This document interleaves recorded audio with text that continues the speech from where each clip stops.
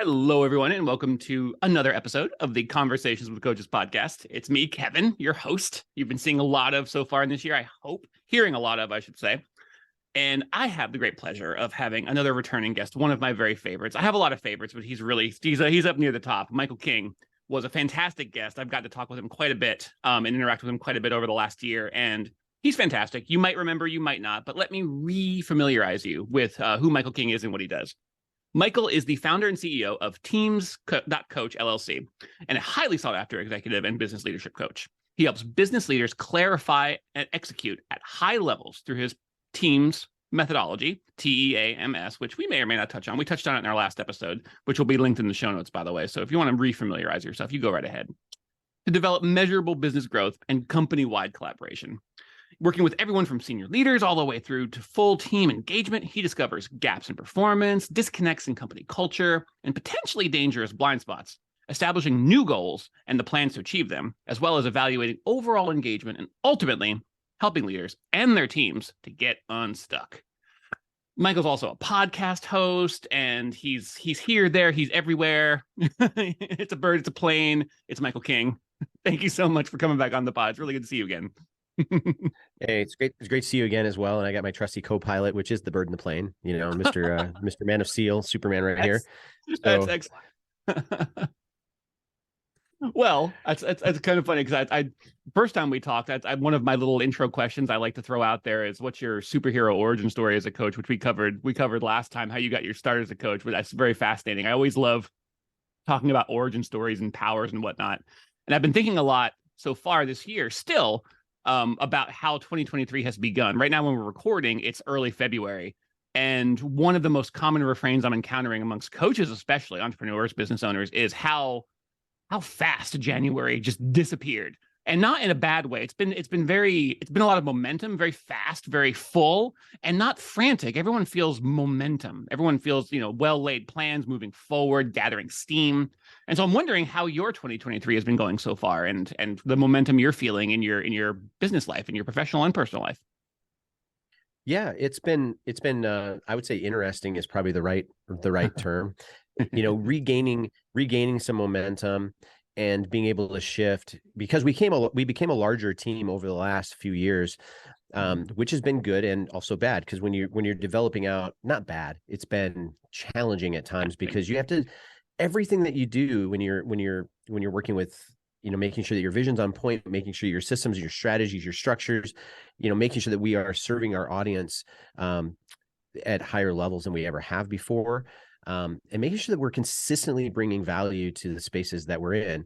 I think that is the true north of everything that we do. And so what you find just in I think the overall state of business and the state of economy and the state of innovation coming into January of 2023 is now it's like, okay, there's a little bit of a fear of recession. There's corporate cutbacks. There's people that are being laid off in droves. And it's very interesting because it's not necessarily because the data says they should do it right away.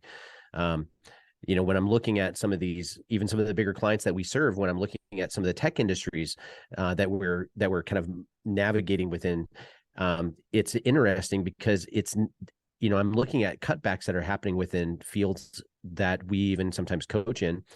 And I'm not seeing that layoffs and cutbacks are always necessarily things that are being inspired or being reacted to because of economic things.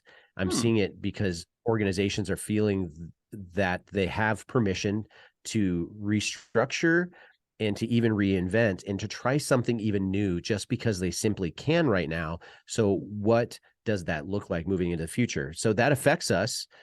And so we've had to, ignite some innovative energy and have some creative conversations internally about, okay, what do we do to make sure that we still keep our clients number one priority, make sure that we help them knock it out of the park, but then also what can we do to be able to increase our value in spaces that definitely need it? Yeah, it reminds me so much of that. I think it's a Chinese proverb, that old proverb, the blessing and a curse to live in interesting times.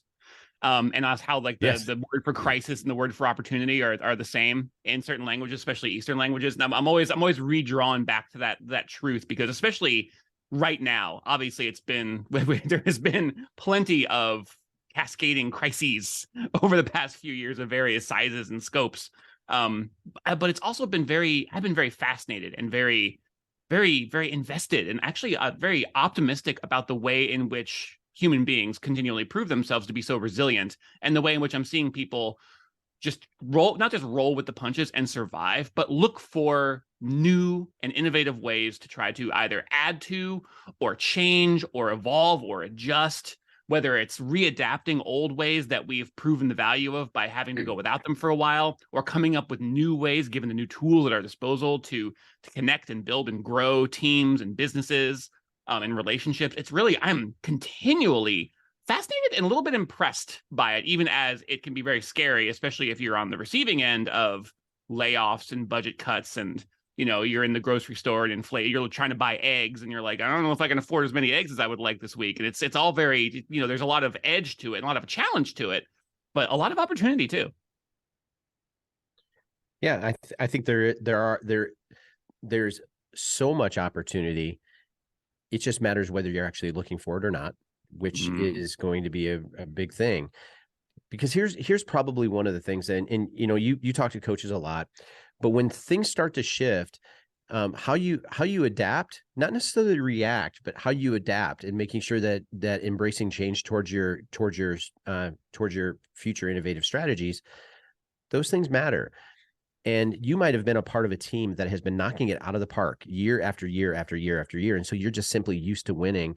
And then when everything changes around you, you don't necessarily have the mechanisms put into place for you to be able to adapt to new changes, because you're just used to the thing that always delivering for you. Yeah. So now, welcome to 2023. The world has drastically changed on a lot of different fronts, and there's nothing that any of us can do about it. The organizations that are geared towards change and adaptation quickly are the ones that are going to rise to the occasions. The ones that keep on trying to do the same things that got them winning seasons over and over and over again from 1980 all the way to 2021. Those teams, they're losing for the first time ever, and some of them don't know what to do. It's always very interesting to watch, and I was taught this at a young age, and it's one of those lessons I just had to learn myself as I've gotten older. It's interesting watching how people not deal with success, but also how they deal with failure. You can learn a lot from both, how people deal with both success and failure. And and I say failure not as a negative or as a derogatory term. We've touched on this. I touch on this frequently with coaches, especially. I find failure to be a great positive, a great benefit, a teacher, an experience gatherer, so many things that can be learned from, so many, things that could be grown, just the way like you tear a muscle to help it grow. There's all sorts of analogies that tell you that quote unquote failure, as we've traditionally defined it, is actually a little bit askew from the value it brings to the table. But I always find it very, very interesting to watch, especially the way you describe it. People, organizations, situations that are used to and have adapted to winning on a regular basis suddenly find themselves in a losing position, and how they are then able to adapt from there. It's very telling about the resilience and the structure of a team, how they respond to that. It is. And in to see them, I want to say that there's a certain level of resiliency that exists within all organizations, but it's not, and I think what we're seeing in tech sectors and some in medical sectors, some in definitely in media. One of my clients is a good old fashioned media firm that, prints newspapers globally. And so they have different, newspaper outlets and newspaper properties, which drastically shifted over to being digital media over the last 10 years. Right. Yeah. Well, for the first time ever, they're looking at it and going, their clients or their customers are saying, we don't necessarily know if advertising is a benefit for us going through digital media. Mm-hmm. Okay. So people are cutting back their digital ad spend like never before. Mm-hmm. So what do you do? How do you do it? Some organizations go into that, feast or famine mode, and so we're going to go ahead and scale back as much as we possibly can, cut workforces, and try to minimize our expenses as much as we can. But if you do that, this is not a reflection of the clients that I serve, because they're not doing this. But I will tell you this: is that cutting back without adjusting strategy, you will continue to lose. You're just going to lose bigger. Mm-hmm. That's why they call it a strategic retreat, You have to have the strategy. You can't just fall back without thought or fall back without intention. There are natural times where a fallback or a shrinking or a reorganizing is not just a palatable move, but it's the right move. But you have to have a strategy that supports that and understands that if you ever want to have any kind of hope of moving forward again. No, yeah, absolutely. Yeah, go ahead and scale back. That's totally fine. But you can't expect a smaller team to deliver the same results as your bigger team. You can't expect your smaller team to continue to do the things that the larger team did. Scale back, but find something that's going to be more effective for your smaller team to accomplish so you can actually get moving forward faster. Embrace technology, embrace some of the new things that are being rolled out. We won't even talk. I don't want to talk about AI today. Can we not talk about AI? There's enough people talking about AI. There's enough people talking about AI, and there's going to be plenty of opportunities to talk about it going forward. So we can shelve that one for today. Yeah, we got some cool things to talk about with AI, but not today. Yeah. No, I like, and I not to toot your horn, but I'm going to go ahead and toot it anyway. These kinds of situations are exactly why organizations, companies, teams need a coach like you. Because being able to, when you are in the midst of experiencing these moments of regression or recession, or scaling back and trying to figure out how you're going to be able to move forward in the future and maintain in the present, it could be hard to see what needs to happen when you're in the midst of it. And this is honestly, this is why I find so much value in coaching and in coaches in particular, not only because they tend to have the right kind of values, but because they also have the right kind of perspective, not just the experience where it's like, oh, I've seen it all. It's more about the approach. It's like, I know how to see you now. I know how to see where you can make moves right now that are going to help you today. They're going to help you tomorrow, and they're going to help you in 5 years. And the reason that I'm going to be able to tell you this and share this with you is that you're going to figure out very quickly that you can trust me. I know what I'm talking about, and I'm listening to you. I'm not just coming in here with a prescription and like basically throwing the metaphorical version of pills at you to be like, here, take 2 of these and call me in the morning. No. That's coaches come in, they see, they tell, and they guide. And it's honestly, it's why I love coaching so much, and why I'm again, I'm going to toot your own horn, why I have so much respect and admiration for the gaps you position yourself in and the bridges that you're able to build for people and teams. Kevin, toot my horn, please. Just keep on tooting. Okay, so I was on a call yesterday with a leader, and we have some really cool mergers that we're doing for some different sectors that we're taking on with my company, with Teams.Coach. Nice. And so pretty excited about it. But I think one of the perspectives is that, and it's not frustrating, but it's troublesome when the marketplace gets inundated with people who are marketers and not coaches.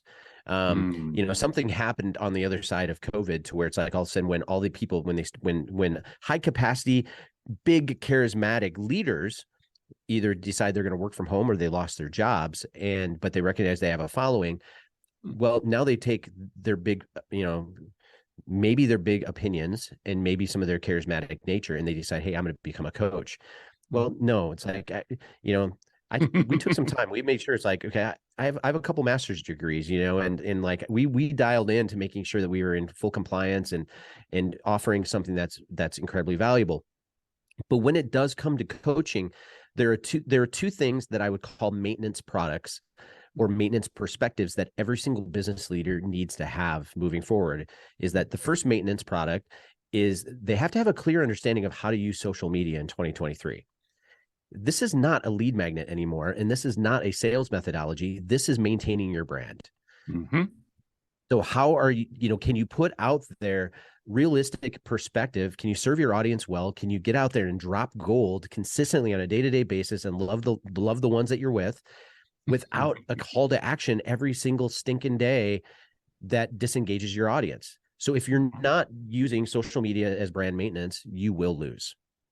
But in the same way, if you're not using executive coaching as identity maintenance, making sure that your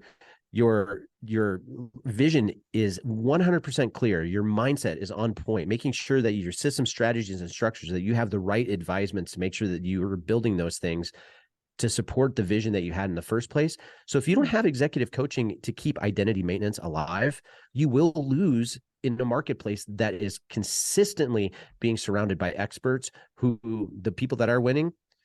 And that's why I'm committed to it myself. Like one of my coaches said, to never trust an executive coach who doesn't have an executive coach. Well, I have two. So let's go. No, that's so right. That's so right. And I love immediately the dichotomy of it jumps out to me because I mean, to maybe slightly oversimplify, but you take care of your inside and you take care of your outside. You take care of your input and you take care of your output. You tend to yourself, executive coaching. You do the work, the foundational work inside, and you make sure that you're continually flowing out. I think there's the analogy of the Dead Sea, where the Dead Sea is dead because it only has inlets and it has no outlets. And the reason that a body of water can be healthy is because it has water coming in and it has water coming out. And so in that way, things flow through it and things are tended to. So tending to your, not just yourself, but your team, your organization, inside and out, so that the vision is clear and evolving and that the brand is building and growing. And that, again, I know it's a marketing term, but know, like, and trust. You're basically you're building relationships out there, and you might not even know who these people are, but you're helping them take that first step towards knowing you and liking you and trusting you by just being out there on social media in the ways that represent who you are accurately. Brilliantly said. I love it. I know.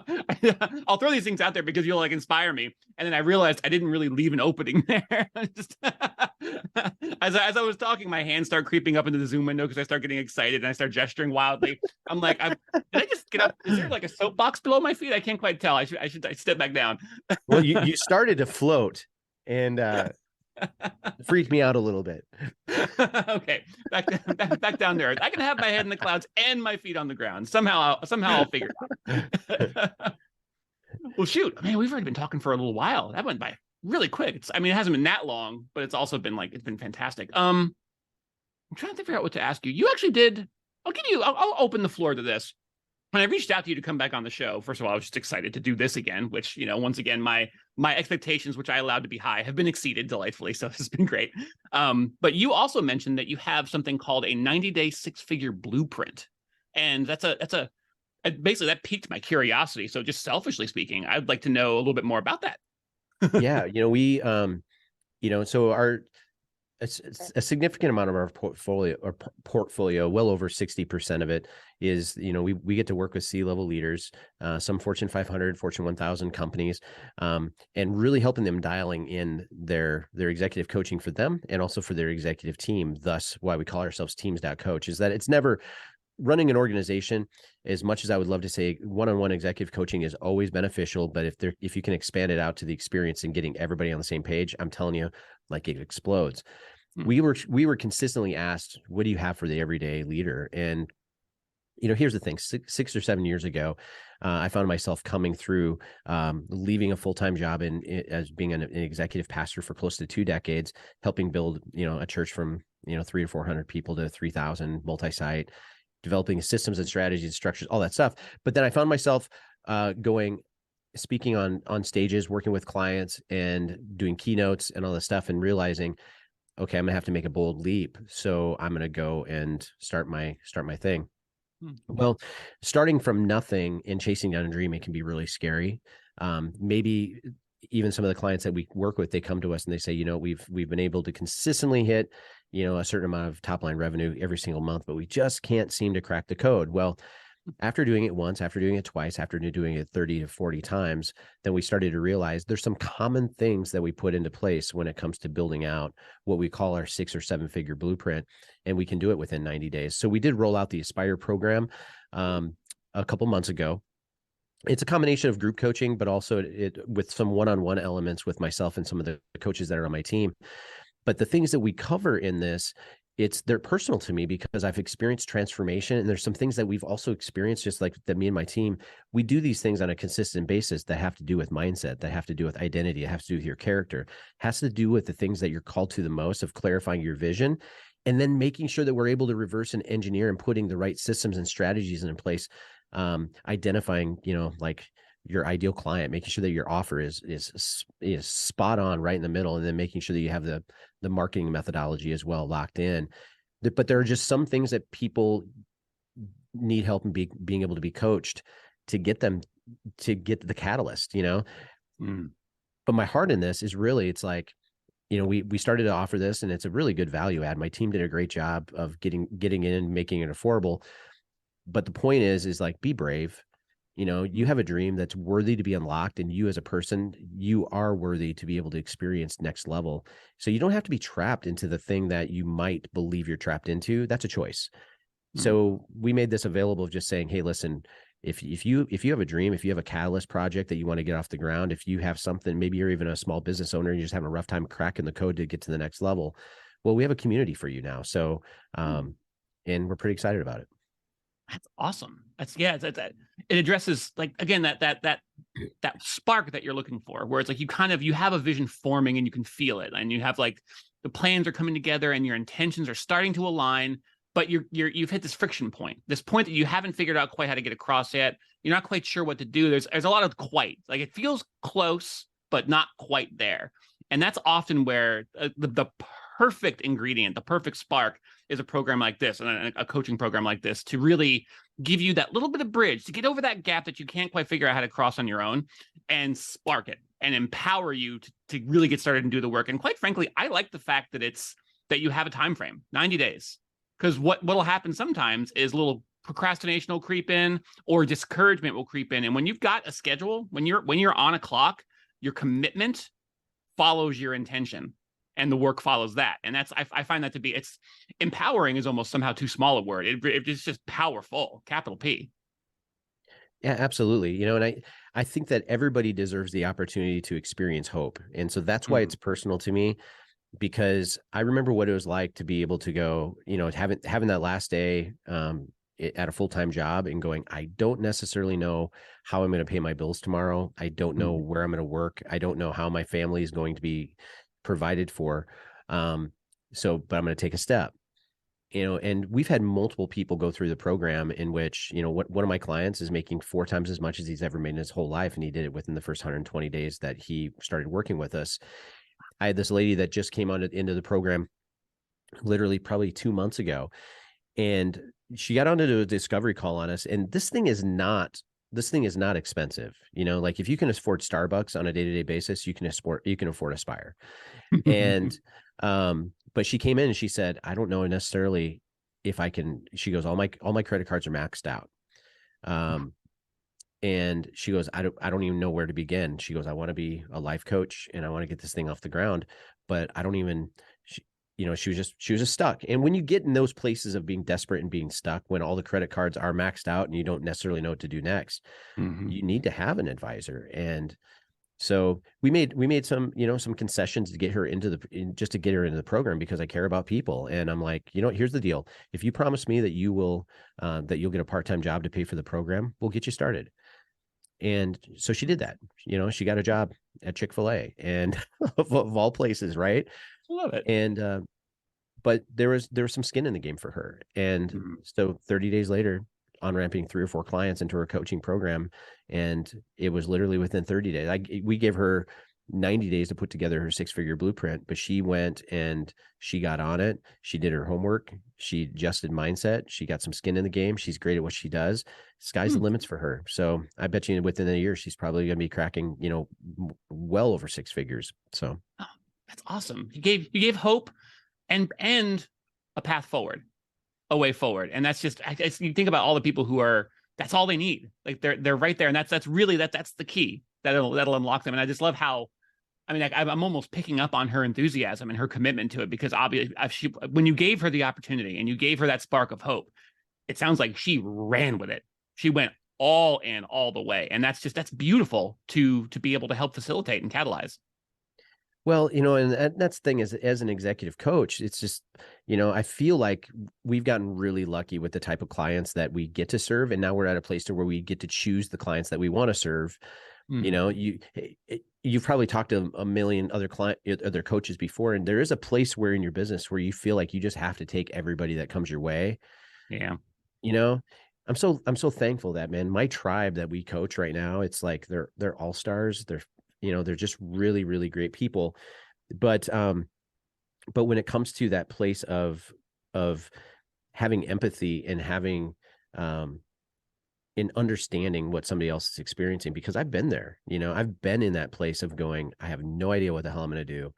So I just need somebody to come to my rescue. In fact, the first time that I reached out to a coach, I remember I was sitting at a Starbucks and I hopped on a discovery call with him, and I'm sitting there, I'm telling him my story, and I'm just bawling in the middle of this Starbucks, because I was just looking for hope. I was just looking for a way out. And he did a great job. He's still one of my coaches today.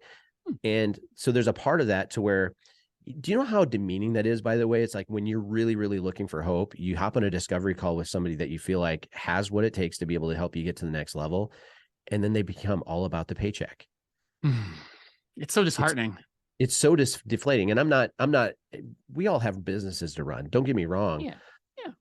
But I do reserve the right, and even my advisors and my team, they understand I reserve the right every now and then to break the rules if I feel like that somebody's going to take us seriously, and so we'll do a certain level of justified risk to help somebody jumpstart some things. But you know what? But it's all about impact and influence.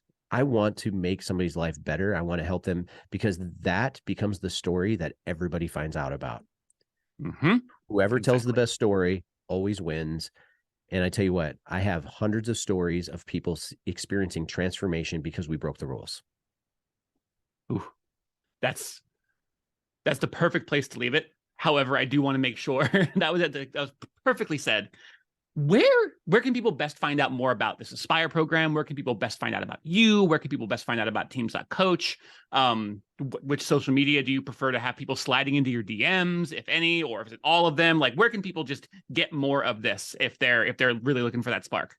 Yeah, absolutely. So we actually launched a free Facebook community called Aspire Leadership. So go ahead and hop onto Facebook and check us out. Or if you go to teams.coach/Aspire Leadership, it'll actually take you right to the Facebook group as well, and you can join it for free. We're dropping, free content every single week. We're inviting people to promote and to collaborate amongst the leaders that are in the group. It's going pretty well. I think we have close to like 500 to 600 leaders that are actually in the group and participating now. And so we love it. It's pretty great. You can check us out on the web at www.teams.coach, and please directly engage with me. It's like, for me, me, it's like, for me, it's all about friendships. It's like, let's enjoy life together. But make sure to also check us out at the Level Up Leader podcast. We have some really, really cool content coming out as well. So if you don't mind, I'm plugging my podcast on your podcast. And then what I'll probably do is I'll ask you if I could repurpose this episode to be on my podcast. So that's the way it works. It feels like it's community building, really. Yeah, absolutely, man. It's great to have a good tribe. Come on yours. We'll put each other's pods on each other's feeds, and it's all, again, like I think I mentioned this the last time we talked for the pod, that whole rising tide raising all boats thing that I feel so powerfully in the coaching community. It's similar in the podcast community too. I mean, if our vision and our purposes are aligned, share and share alike. Glorious, man. Rock on. Man, that flew by. I'm gonna have to get like a long form version of this podcast, because these conversations are so meaty. Although I do really like the multiple parts, like leaving people wanting more, having a really good built-in excuse to slide into your DMs in a couple of months and invite you back on as the summer's starting to creep up on us. If you don't mind, I'll probably do that, because I find our conversations to be so fruitful and so, really inspiring. So yeah, I guess a long way around to saying thank you. I'm grateful for you, and I'm grateful for getting to talk to you. Dude, man. Yeah. I love being a part of it, and I'm enjoying becoming one of your friends. So thanks for being around. Oh, well, okay. Well, if the audience out there, if you're feeling the vibes, if you're feeling the warm fuzzies, make sure to reach out. Thanks for listening. Thanks for being here. Thanks for sharing this time with us. And Michael and I, separately and together, we'll talk to you again very soon.